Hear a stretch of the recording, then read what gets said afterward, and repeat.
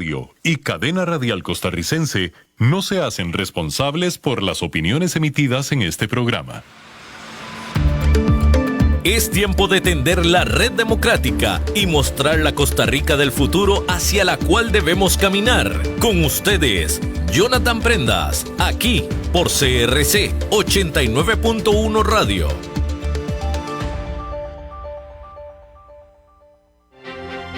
Saludos, mis buenos amigos de Red Democrática, familia que nos sigue siempre, todos los días, de lunes a viernes, de 10 a 11 de la mañana, por la 89.1 FM, desde aquel 6 de febrero del 2023, ya 476 programas de forma continua, siempre trayendo a las personas más calificadas, las personas que siguen dando aportes al país de la mejor manera posible para poder sembrar un futuro idóneo para nuestros hijos y nuestros nietos. Esa es la comisión con la que trabajamos acá en Red Democrática, siempre buscando las mejores voces para que usted ahí, en la casa, en el carro, en el trabajo, en su dispositivo móvil, donde usted quiera que se pueda conectar con nosotros, igual en el canal de YouTube de Red Democrática, pues siempre tener las mejores opiniones, los mejores testimonios, las mejores ideas, las mejores rutas para sacar a esta Costa Rica que tanto amamos adelante. El día de hoy tenemos un programa sumamente especial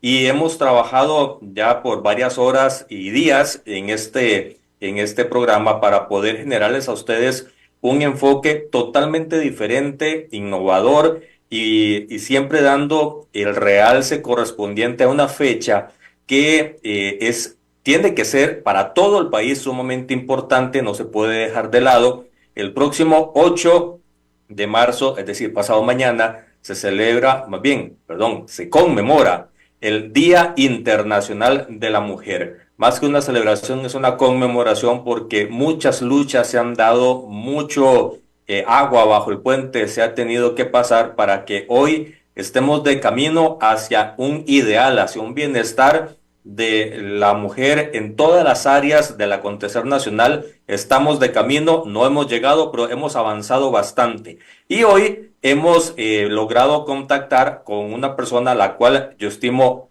bastante, ella lo sabe, y tenemos un reflejo de lo que es la esencia de una mujer esforzada y trabajadora. Nos referimos a Silvia Hernández, ex presidenta de la Asamblea de Costa Rica, la Asamblea Legislativa de Costa Rica, por ende ex diputada, y hoy desde Santiago de Chile nos acompaña para poder hablar de un día tan especial como el de la conmemoración del Día Internacional de la Mujer. Actualmente Silvia es jefa de gabinete de la oficina del secretario ejecutivo de la CEPAL. Y ustedes dirán, ¿qué es la CEPAL? Pues básicamente la Comisión Económica para América Latina y el Caribe, y ella está encargada de dirigir y organizar, a petición del secretario ejecutivo, a más de 600 funcionarios que tienen la comisión de generar las mejores estrategias y los mejores desarrollos posibles en las políticas públicas, económicas y sociales para la región. Silvia, un abrazo a la distancia, bienvenida a esta que yo sé es tu casa y así lo va a ser siempre que así lo quieras manifestar. Bueno, muchísimas gracias, de verdad que un privilegio participar hoy en el programa y sobre todo no solamente quiero agradecer por el espacio, sino el reconocer que hoy el programa se esté dedicando casualmente a lo que señalabas, Jonathan, a la conmemoración del Día Internacional de la Mujer, no solamente por lo que representa, sino que estoy segura de que vamos a tratar temas que le implican a más del 50% de la población de manera directa, que son las mujeres, y de manera general, por supuesto, a una sociedad, a un país en donde convivimos todos de manera, o donde deberíamos de convivir de manera igualitaria. Así que temazo, diría yo, enmarcando estas conmemoraciones del Día Internacional de la Mujer. Silvia, antes de dar paso a todo lo que tenemos que hablar con tu experiencia como ministra, como diputada, como presidenta del Congreso, como líder política, lideresa política en Costa Rica y con tu referencia internacional en este momento, que usualmente se te puede ver codeándote con las mejores personas que intentan hacer lo mejor por el planeta.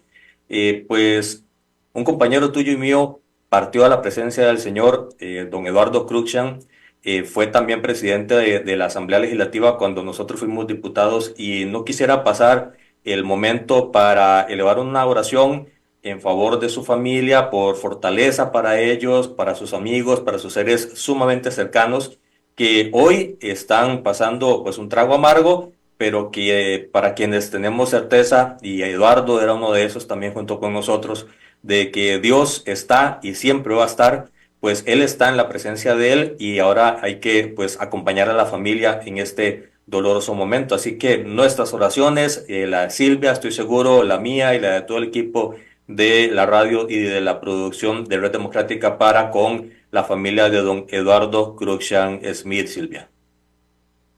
Y bueno, desde luego un compañero muy querido, yo me sumo a las sentidas condolencias a su familia, a sus seres queridos y sobre todo porque, bueno, con mucha humildad y sobre todo con mucho respeto, Eduardo fue un hombre de diálogo, de consensos, de escucha atenta, siempre con una amabilidad, con una energía, supo construir puentes y dejar huella en una vida política que no siempre es fácil de navegar y quienes tuvimos el honor de compartir con él, somos testigos de esa forma de vida y de trabajo interno con sus compañeros que él siempre reflejó. Así que desde luego me sumo a estas sentidas palabras. Así es, Silvia.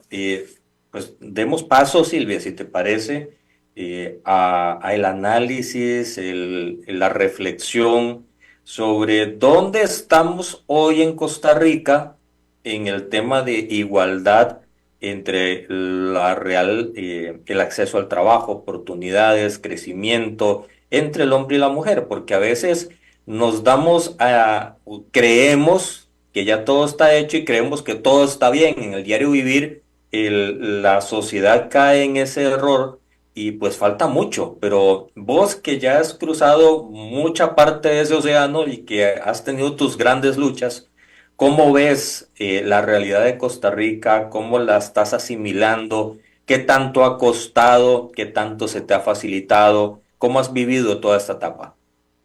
No, excelente pregunta, porque de eso se trata. Yo creo que la idea es reflexionar sobre avances, desafíos, y me atrevería a decir, y de prestar atención a posibles retrocesos en la región, en el país, en materia de igualdad de género. Y quisiera muy rápidamente empezar con un contexto, y es cómo entiende la CEPAL este tema, cómo lo aborda, y eso nos va a llevar al tema de Costa Rica. Y es que desde la CEPAL entendemos que el tema de igualdad de género no es algo que se analiza de manera aislada, sino dentro de un marco amplio de lo que es el desarrollo sostenible, el que las personas vivan mejor. Y para eso yo quisiera entrar con un contexto brevísimo que es esas trampas del desarrollo que enfrentan todos los países, Costa Rica sin escapar de ella. Y es que el secretario ejecutivo de la CEPAL, que es la máxima autoridad, que además de manera casual hoy es dirigida por un costarricense, José Manuel Salazar Sirinax, ha identificado lo que la CEPAL denomina tres grandes trampas del desarrollo. La primera es una trampa de baja capacidad de los países para crecer de manera alta y sostenida en el tiempo. En otras palabras, América Latina y el Caribe, Costa Rica incluida, tiene dificultades para generar un crecimiento económico que se sostenga en el tiempo. Y eso tiene repercusiones, como vamos a ver, y ya mencionabas algunas, Jonathan, en tema de materia de empleo y en un círculo mayor que vamos a ir viendo. La segunda es una trampa de alta desigualdad social. Todavía persiste en la región, en nuestros países, brechas profundas de desigualdad y de exclusión social que afectan especialmente a mujeres y grupos vulnerables. Y la tercera y última es una trampa de baja capacidad institucional y de gobernanza poco efectiva para responder a estos problemas. Estamos hablando con esto para ir entrando en materia de ausencia de política pública, de ausencia o capacidad de instituciones cuando hablamos de gobernanza, de cómo se responde de manera legislativa a muchos de los retos que estamos teniendo. Y desde luego a estas trampas se pueden sumar otros retos.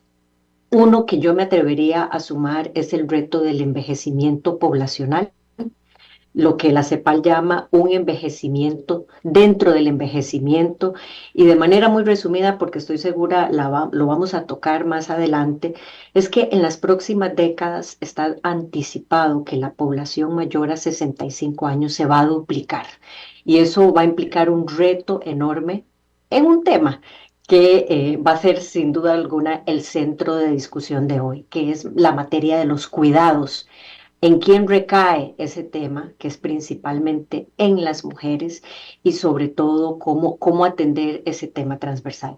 Entonces, a quienes nos escuchan hoy y nos acompañan un ratito, para enfrentar estas tres grandes trampas y retos alrededor de estas trampas, la CEPAL ha propuesto lo que denomina 11 transformaciones, 11 acciones, 11 ámbitos que están vinculados con lo económico, con lo social, con lo ambiental, para que los países, digámoslo así, puedan echar mano a reducir o alejarse o disminuir o eliminar estas trampas que nos tienen atrapados y que nos hace difícil mejorar nuestra calidad de vida.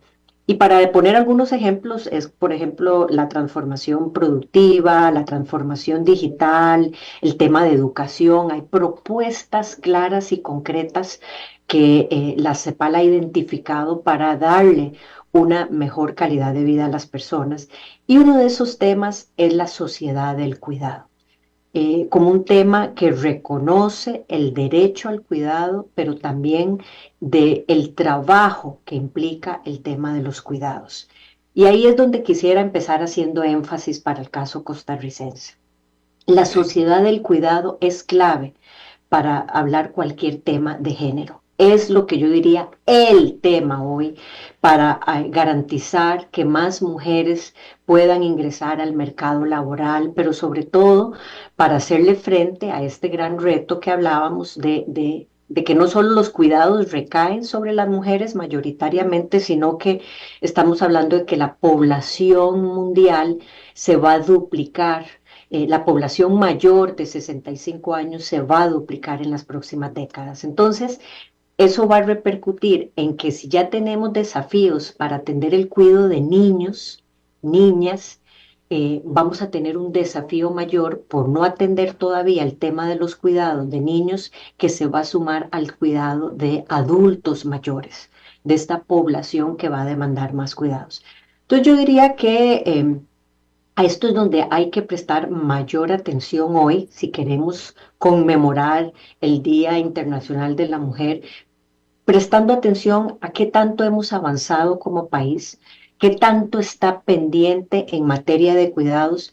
Y déjeme hacer una relación para quizás ampliar las consultas que podamos tener hoy de parte de tuya, Jonathan, en el programa, de por qué esto es importante, cómo se relaciona con esas trampas, por qué las mujeres que hoy nos están escuchando en el programa dirán, además de obvio, de tener un apoyo para los cuidados, ¿por qué esto es importante? Bueno, lo primero es que, según datos de la CEPAL, en América Latina, un 56% de las mujeres se encuentran fuera del mercado laboral. Un 56% de las mujeres. Y se dedican exclusivamente a trabajo doméstico o cuidados no remunerados, en comparación con solo el 7% de los hombres que lleva adelante ese tema de los cuidados. Entonces, ¿esto qué significa? Que probablemente no, que las mujeres tienen enormes dificultades para acceder a un trabajo remunerado, a un trabajo decente y digno, si no se les soluciona, si como sociedad no solucionamos el tema de los cuidados. Y ahí es donde CEPAL ha introducido este concepto que a mí me parece potente, de hablar de ya no una economía de los cuidados, sino más allá una sociedad de los cuidados, Que eso, de forma muy resumida, ¿qué significa? Bueno, que estamos todos involucrados. No solamente puede ser la mujer o las mujeres detrás del tema del cuidado, sino una sociedad en general que se encarga de la responsabilidad colectiva que involucra a todas las personas y no solamente de nuevo recayendo en mujeres que se van a encargar de la niñez, de los niños o de las personas mayores y aquellas personas que además están por alguna razón pasando alguna enfermedad, pues que hoy ese cuidado es visto únicamente como algo que le corresponde a las mujeres.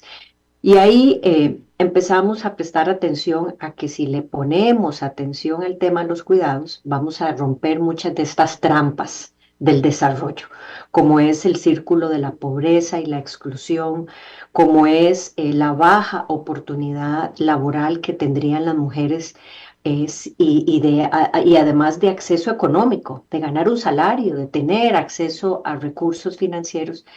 Pero además yo diría que el tema vital hoy, para no ser como repetidora de muchos de estos temas, es que está comprobado que genera oportunidades de inversión, ya que la demanda que se está generando, si los países ponen atención a través de políticas públicas, que se generaría a través de una economía de cuidados, de una sociedad de cuidados, detrás de ello habría desde luego una gran demanda en personas más especializadas en los cuidados, en centros especializados en materia de cuidados, como han sido en el pasado las redes de cuidado, no solamente para niños, sino ahora para adultos mayores, centros especializados. Todo esto, desde luego, genera lo que podríamos decir un ganar-ganar.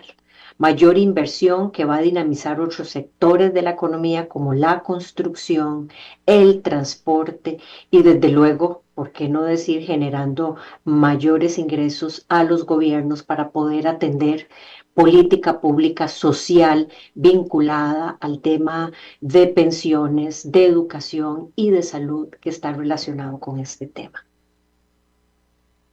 Silvia, y es que esto es un efecto cíclico. Si se siembra de un lado de la sociedad, se va a tener el fruto del otro lado de la sociedad y eso va a generar un efecto de avance productivo, de avance social, de avance de dignidad humana que todas las personas se merecen, lo que a veces parece que en los países hay unos que van ganando más que otros y eso básicamente no se vale.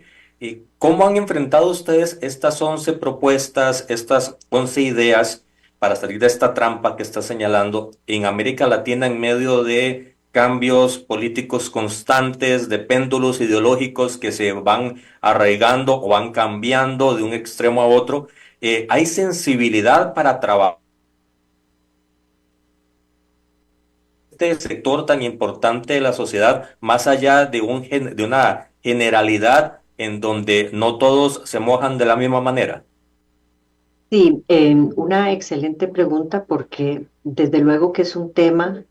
Déjeme quizás responder con una anécdota que a mí me pareció muy poderosa y estoy segura que se vincula con la pregunta.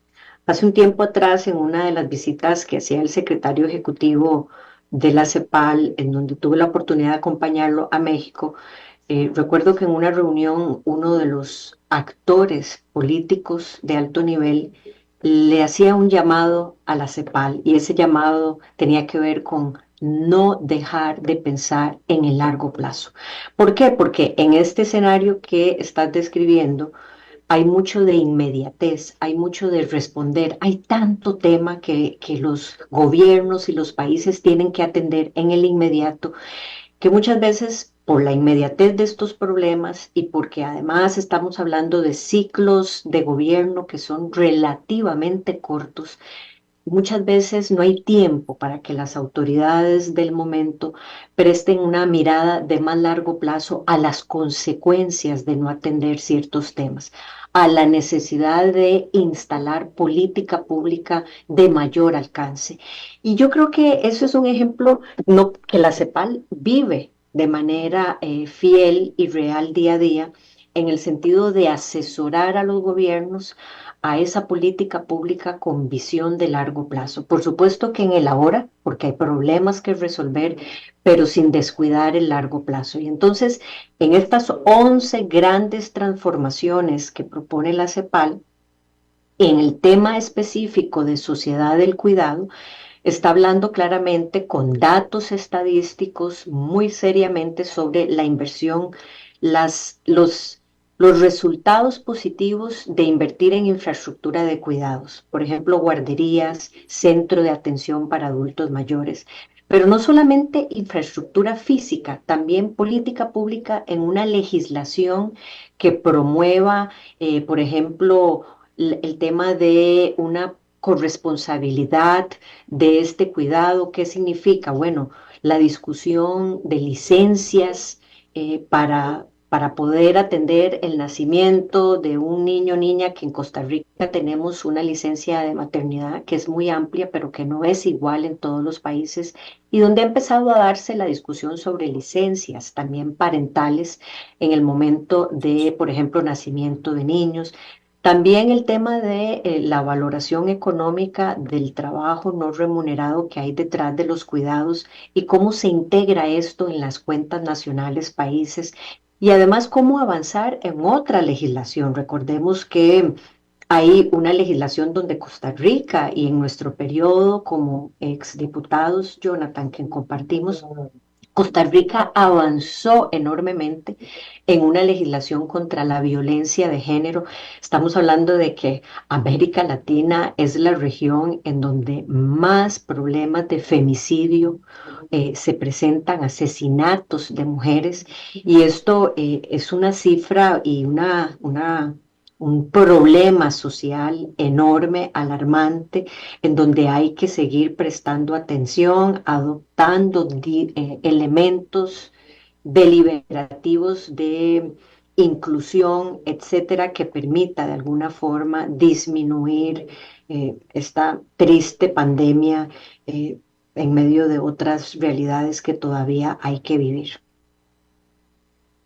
Silvia, a lo interno de, por ejemplo, hablemos de Costa Rica para el caso criollo, lo que debería de complementarse y fortalecerse con política pública y con inversión, a veces parece que es más importante, y dicen algunos técnicos acá en el país, pagar deuda que invertir en lo social. Y becas Avancemos, red de cuido, ayudas no asistencialistas, sino de apoyo social, parece no ser la prioridad en medio de estos incendios fiscales en los cuales a veces aparenta o está el país. ¿Cómo se puede avanzar de una sin soltar la otra? Es decir, ¿cómo podemos tener equilibrios y seguir con esta línea de una sociedad de cuidado?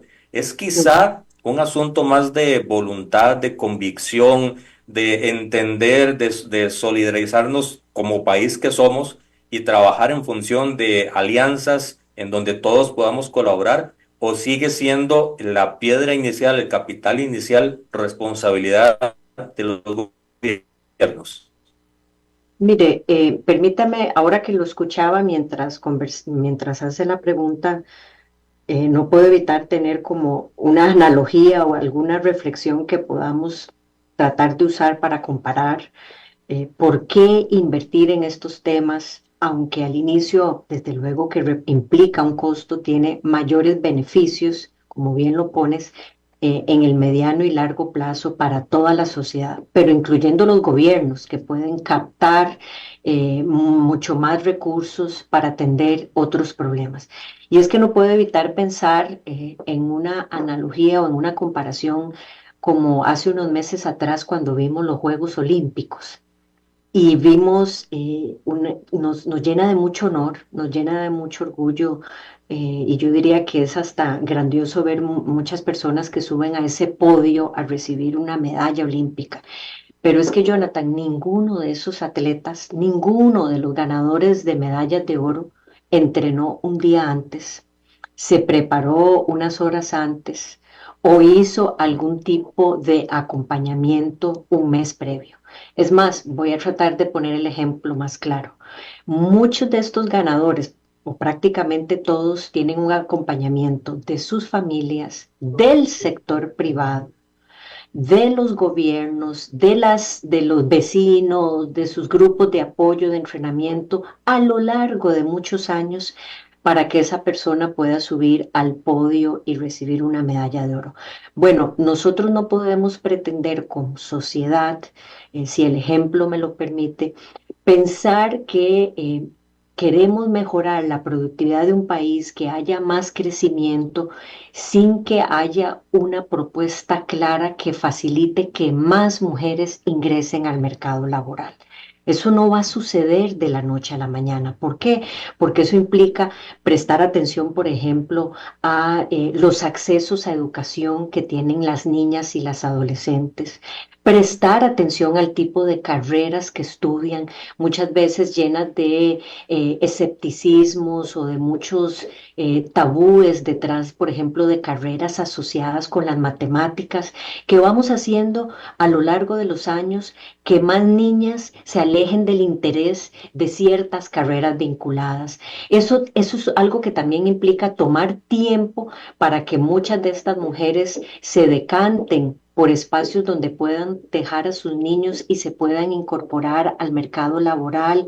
Y eso va a generar en el mediano y largo plazo un dinamismo de la economía que favorece al sector empresarial como número uno. Primero porque tiene más profesionales que ingresan a la fuerza laboral, pero yo diría más profesionales preparados para hacer frente a muchos de esos retos. Entonces, de cualquier forma que se le mire, yo diría que esto sin duda alguna es un ganar-ganar, pero si queremos hablar con estadísticas y datos, hay un observatorio o un simulador de inversiones que hace la OIT, la Organización Internacional del Trabajo, en colaboración con la CEPAL, en donde analiza las políticas de cuidado y moldea o modela o intenta anticipar las oportunidades de inversión que se necesitarían, pero además los resultados o los beneficios que esas inversiones le darían a la sociedad como un todo.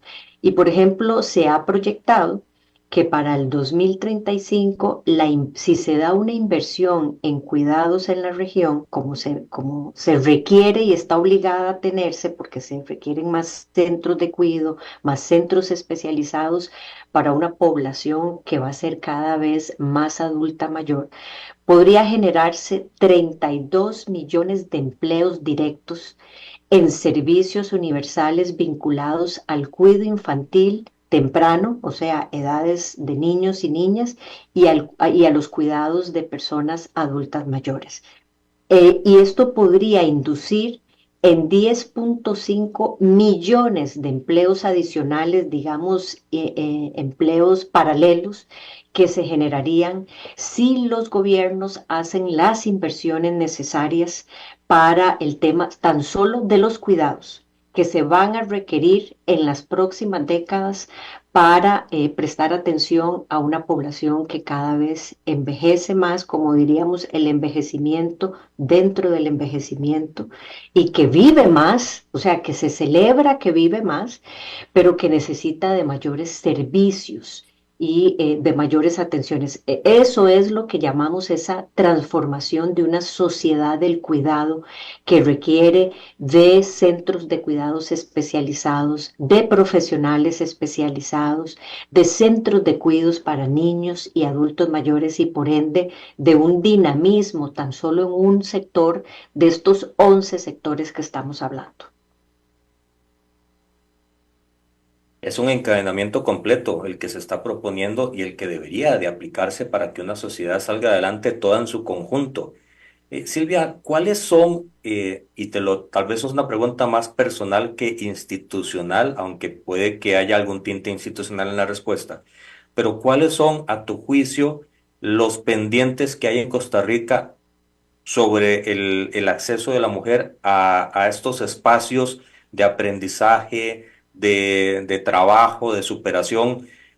¿Qué es lo que nos está faltando vos que has tenido referencia y lo has tenido como parte de tu objeto de estudio? Sí, bueno, yo diría, para empezar, por las buenas noticias, que América Latina y Costa Rica ha sido líder en la adopción de muchas medidas para promover la participación en igualdad de las mujeres, en política, en espacios de oportunidades laborales.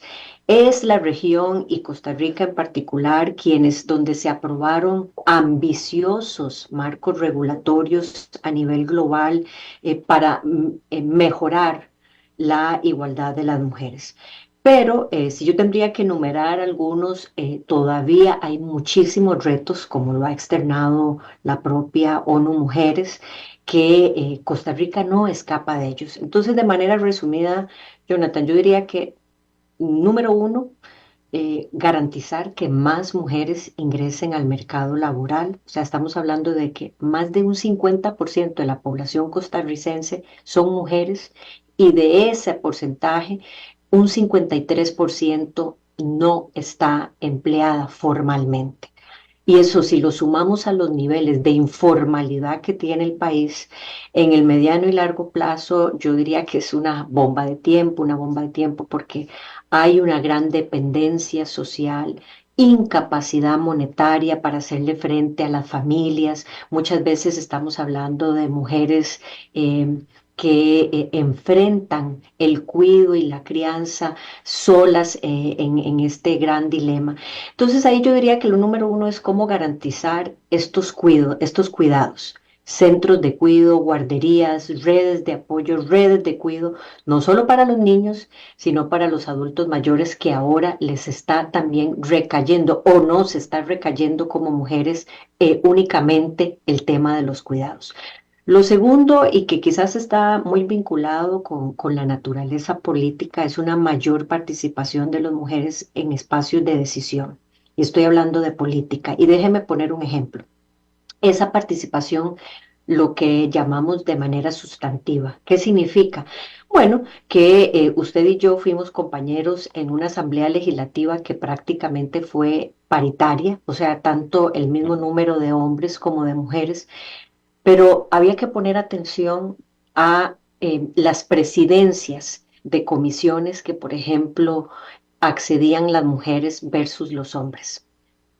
O para ver si esa participación política y representación política es al mismo nivel de poder, de espacios de decisión y de poder. Entonces, mayoritariamente vemos cómo las mujeres, no siempre porque quieren, terminan estando en comisiones que no necesariamente están vinculadas, no en todos los casos, a ciertos espacios de decisión. O veámoslos en las carteras. Vemos que los gobiernos anuncian una mayor cantidad de ministras y que lo celebramos, pero no siempre son ministras de Hacienda, de economía o de carteras que son muchísimo más estratégicas en las decisiones de un país del día a día. Y entonces no solamente hay que celebrar o intentar que incremente el número de participación política, pero también de ese verdadero espacio de liderazgo que existe detrás de esos llamémosle puestos que se utilicen. Lo otro, yo diría, sin ninguna duda, es aumentar en una mayor legislación contra la violencia de género. Hemos visto cómo la inmediatez y el anonimato de las redes sociales hace que para todos los sectores haya una violencia muchísimo más incrementada, muchísimo más agresiva, muchísimo más fuerte. Y entonces hay que ser muy consciente, por un lado, en el manejo de redes sociales y por supuesto aquí yo me estoy refiriendo a la violencia o al femicidio, al asesinato de mujeres muchísimas veces y de manera lamentable en manos de personas de su inclusive vínculo o círculo privado, o sea, de un asesinato, femicidio de las mujeres. Y el otro y último tema, quizás que yo me vendría a la mente de manera rápida con todos los estudios que hace la CEPAL, es cómo garantizar un crecimiento de la matrícula de mujeres, de adolescentes en educación superior. Yo tenía un jefe hace mucho tiempo que siempre decía algo que es muy revelador, y es que el colegio solo nos sirve para entrar a la universidad.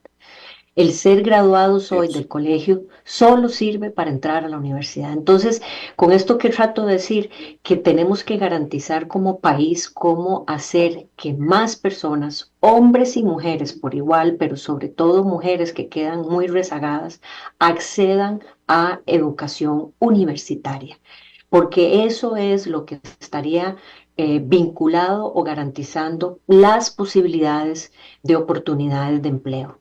Y bueno, entonces no podríamos hablar de mejores políticas de cuidados y de espacios o de guarderías o centros de cuidados si por otro lado no garantizamos que las mujeres tengan la educación necesaria para acceder a puestos de empleo de calidad, remunerados y acompañados de una seguridad social que les permita el día de mañana acceder a una pensión en su etapa más vulnerable, como es la etapa de retiro.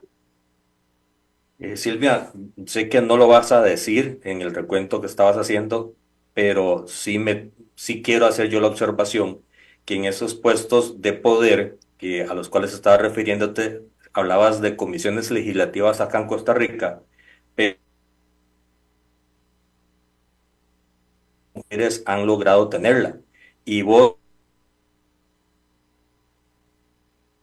de paso, pero del recuento histórico, gozó de muchas alianzas, también parte de lo que debería estar.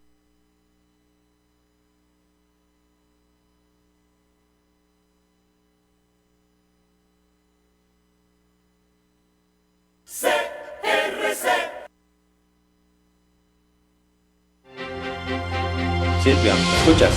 Sí, como que se cortó por un momento y estaba tratando de verificar si era de mi parte o de mi lado, pero entiendo la idea, no te pude escuchar completamente y bueno, de Porque luego que básicamente, y es que Hay que revisar ahí, Jonathan, tu conexión porque se está cortando. una revisión por acá. ¿Qué te parece, don Eduardo, si hacemos un y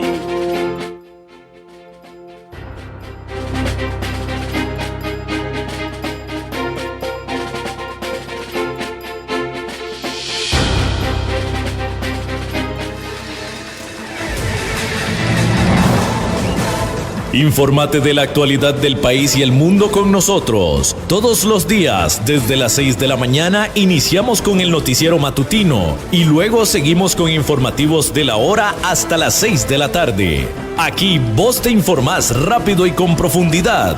Somos Noticias CRC 89.1 Radio.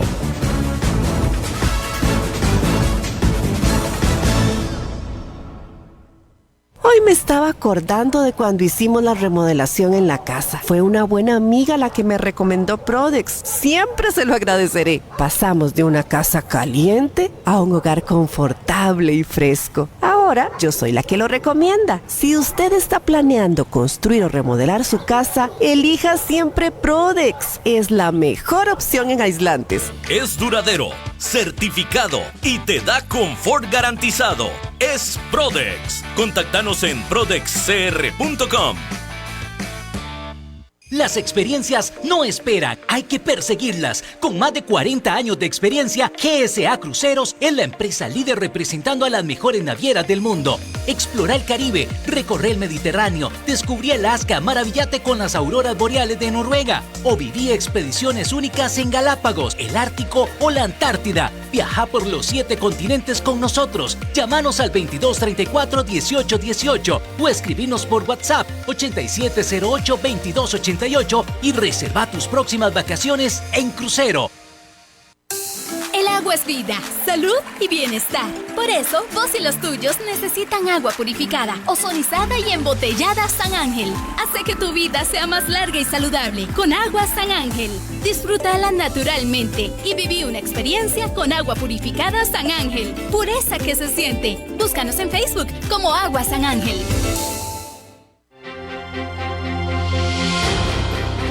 Esto ha sido todo por hoy en Red Democrática. Los esperamos en nuestro próximo programa para seguir descubriendo la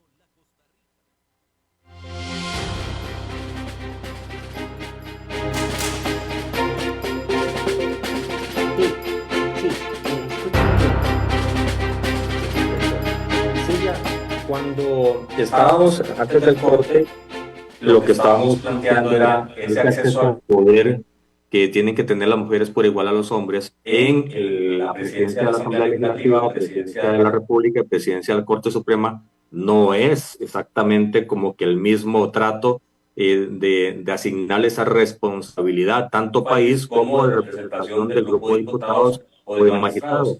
También hay que avanzar en esa parte, porque en el caso tuyo hiciste un trabajo invaluable y fuiste una de las pocas mujeres a las cuales se le han dado esa responsabilidad de dirigir la Asamblea Legislativa. Sí, bueno, yo creo que quizás con el respeto de los radioescucha, de quienes nos escuchan hoy, sin tratar de poner mi caso como un ejemplo único, sí nos sirve para ilustrar que estamos diciendo hoy aquí que en la historia costarricense tan solo 4 mujeres han presidido la Asamblea Legislativa. Y de esas 4 mujeres, 2 de ellas lo hicieron en el mismo periodo constitucional en el que ambos fuimos compañeros, en el periodo constitucional anterior, y donde doña Carolina Hidalgo en el primer año y en mi caso en el último año de estos 4 años de Asamblea Legislativa. Y después de ello, la historia costarricense ha marcado que pasaron muchísimos años entre la primera vez que se logró llevar a una mujer a la presidencia de la Asamblea Legislativa, 15 años después la segunda vez, y pasaron muchísimos años después para que esto volviera a suceder. Y no es un tema anecdótico, porque, bueno, no quisiera únicamente quedarme en la idea de que una mujer ocupe el espacio. Lo que tratamos de decir, o por lo menos mi caso hoy, es señalar con este ejemplo que el periodo constitucional anterior fue dictaminado por espacios que revisan cómo es el comportamiento de la Asamblea Legislativa en cuanto a la calidad de leyes que se aprueban, y ha sido identificado como un periodo constitucional de los más exitosos de los últimos 25 años. Por el tipo de leyes que se aprobaron, por la calidad de esas leyes y por la cantidad de leyes en materia sustantiva para el país. Y debo decir con mucho honor que me voy a referir al último año de ese periodo porque no tengo los datos del periodo de doña Carolina y por eso no me refiero, que el periodo legislativo en el que me correspondió coordinar como presidenta la Asamblea Legislativa ha sido referido como el más exitoso de los últimos 25 años en materia legislativa. Por ende, con esto lo que estamos tratando de ejemplificar es que el involucrar más mujeres a una participación sustantiva donde realmente el puesto no sea un adorno o un nombre únicamente simbólico, ha llevado con ejemplos concretos que me sobrepasan a mí, desde luego, que es un trabajo en equipo y además donde habrán otros ejemplos de mayor realce, pero que sin duda pone sobre la mesa ejemplos de alta altos resultados. Y eso es un poco lo que se trata, de cómo garantizar una sociedad en donde si hay dificultades para que crezcamos más, para que hayan mayores empleos, cómo garantizamos entonces que más mujeres que hagan emprendimientos, se acerquen a más espacios de empleo donde se duplique muchísimo más la participación de ellas, por ende también participen de una economía comprando bienes y servicios, participando de un dinamismo que lleva al final mayores ingresos, inclusive, y repito, al propio gobierno, y por eso es que es vital. Ahora, Silvia, Jonathan, yo creo que sí, no podemos dejar de decir que se han logrado espacios, ¿verdad? Y eso es cierto, pero usted menciona algo que es fundamental. Déjeme decirle ahora sí en números que de acuerdo con cifras de ONU Mujeres, de todas las mujeres latinoamericanas en calidad de ministras en el Poder Ejecutivo, ciertamente se ha triplicado en las últimas décadas, pasando de un 9% a un 30%, pero el que lo celebremos y lo identifiquemos no reduce el que apenas se están pasando a ciertos niveles eh, que se van acercando tímidamente a algo parecido a un porcentaje 50-50, pero no estamos ni siquiera cerca de eso. Y si usted quiere ver otros ámbitos en política, como son la cantidad de alcaldesas, por ejemplo, en puestos de gobiernos locales, etcétera, o como le decía, cuáles de esas mujeres son ministras de carteras muy importantes o de ministerios muy importantes, ahí todavía hay muchos retos de lo que se llama esa participación sustantiva de las mujeres.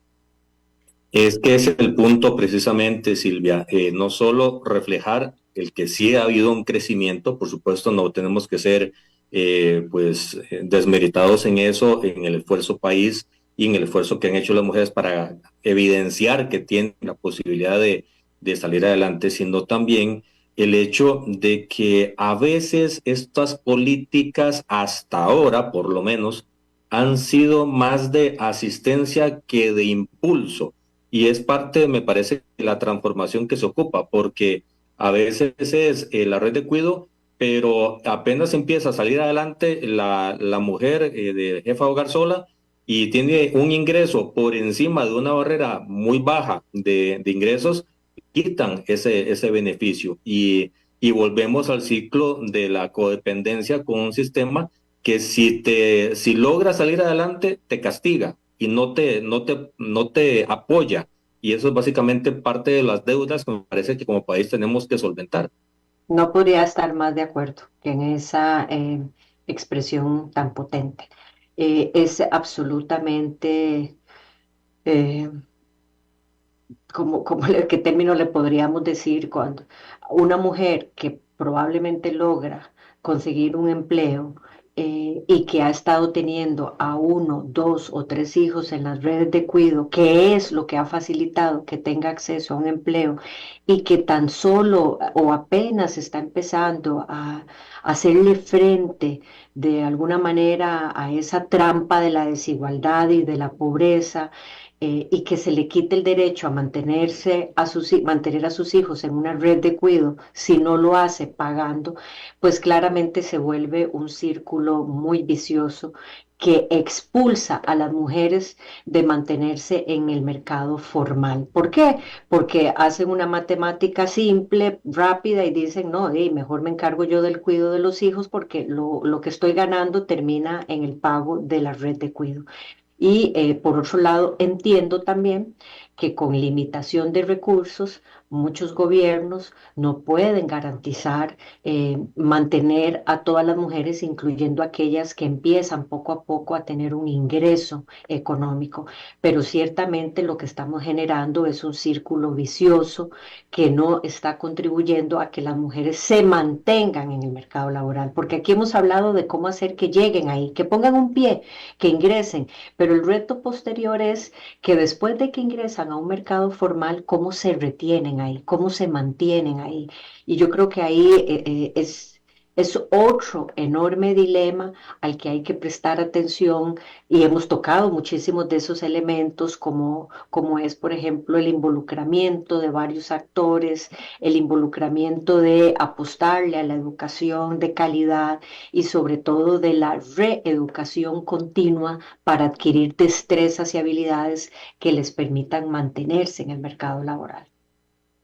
Silvia, son las 10 de la mañana con 50 minutos acá en Costa Rica. Estás allá en Chile.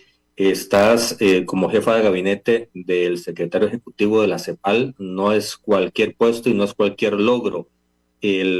Ya fuiste presidenta de la Asamblea Legislativa. ¿Cuál es tu mensaje para las mujeres que en este momento te están escuchando en FM en todo el país o te están viendo en plataformas digitales y que después van a accesar el video en el canal de YouTube de Red Democrática y que quieren escuchar ese sí se puede de alguien que sí pudo? Sí, bueno, yo no podría, wow, eso es para un mensaje muy potente. Yo quisiera quizás sumar con mi ejemplo, mi pequeño ejemplo, porque acabas de decir algo que es muy cierto, pero al mismo tiempo es un camino lleno de retos.